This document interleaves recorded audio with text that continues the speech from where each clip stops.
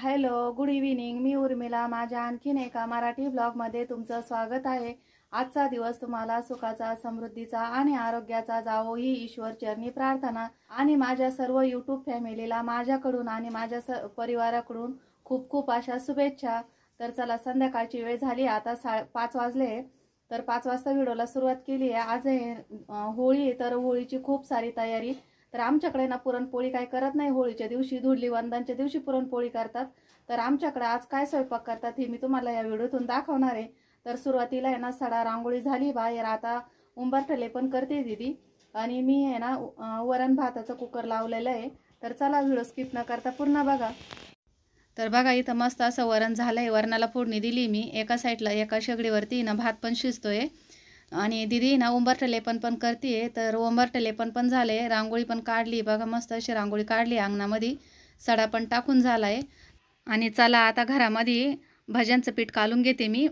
हे बघा, वाटीमध्ये ना मी बेसन पीठ घेतलंय, त्यामध्ये मीठ, हळद, हिंग, जिरे, ओवा सर्व टाकलंय, सोडा पण टाकलाय थोडासा, पीठ कालून घेतलंय। आणि इकडे आहे ना आता आमच्याकडे ना गोड पुऱ्या करत असतात होळीच्या दिवशी। तर त्यासाठी ना आता गूळ पगळून घेते, अर्धा ग्लास पाणी टाकलंय, त्यामध्ये 1 वाटी भरून गूळ टाकलाय। आता हा गूळ आहे ना चांगला पगळून घेते, आणि खिशीच्या पुऱ्या करणार आहे मी।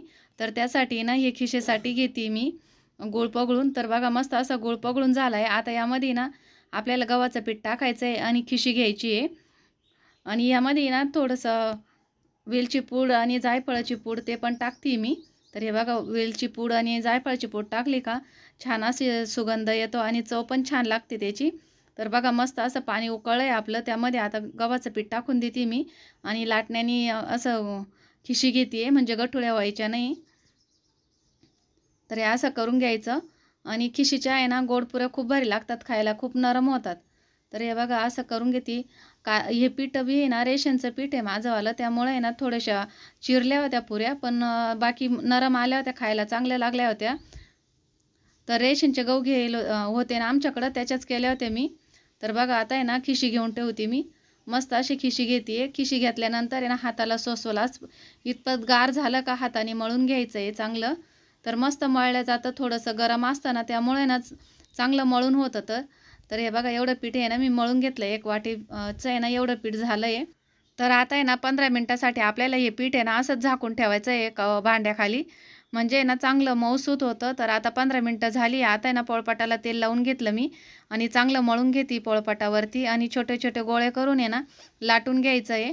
तर रेशनचं होतं ना, त्यामुळं थोडंसं किंचित असं चिरलं आहे ते, बाकी काही नाही, पुऱ्या व्यवस्थित आल्या होत्या। तर चला, आता पुऱ्या करून घेते, दीदीला पण बोलवती, ती पण मदतीला येईल।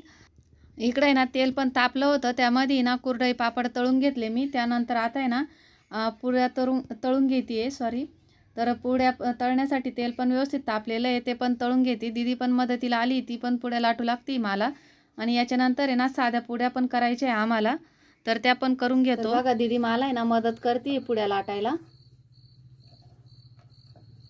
गोड पुऱ्या केल्या आता आम्ही, तर आता साध्या करतोय श्रीखंडाबरोबर खायला। मी तळतीये, ती लाटतीये। हां,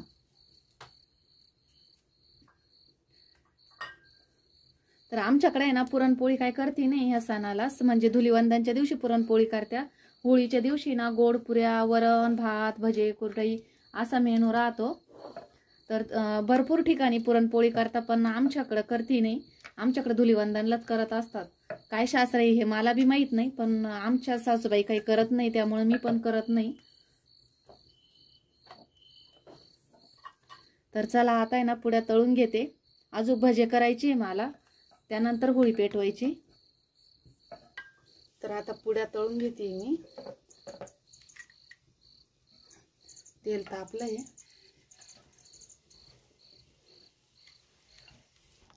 तर बघा, गोड पुऱ्या पण तळून झाल्या, आता साध्या पुऱ्या तळतीये। आणि इकडे आहे ना लगेच होळीची पण तयारी चालू आहे। विराजने आणि दीदीने भरपूर अशी तयारी केली होती, फक्त रांगोळी काढायची राहिली होती। तर मग साईडनं मी पण रांगोळी काढू लागले तिला, आणि तिने पण काढली होती अगोदर रांगोळी, सडा वगैरे टाकून झाला होता। आणि होळी कशी आहे, थोडासा अंधार पडल्यानंतरच पेटवताना तेव्हाच भारी वाटतं ती पेटवायला। तर आता आम्ही ना पूजा करून घेतो होळीची, त्यानंतर होळी पेटून घेतो। आणि होळी ना ही कापुरानेच पेटून घेतात असे आमच्या आजी सांगतात. कापूर लावायचा त्यानंतरच होळी पेटवायची. तर आम्ही ना कापूर लावूनच होळी पेटून घेतोय. आधी होळीला आहे ना हळदी कुंकू लावून घेतो आणि त्यानंतर होळी पेटवायची. काही जास्त एवढा वेळ पण झाला नव्हता, 7:15 वाजले होते. 7:15ला होळी पेटवली आम्ही. तर आता पूजा करून घेतोय आणि शेजारचे आजी बाबा पण आले होते होळीचं दर्शन घेण्यासाठी. तर आम्ही म्हणजे त्यांनी आणि आम्ही मिळून इथं मस्त अंगणामध्ये होळी पेटवली, दर्शन घेतले.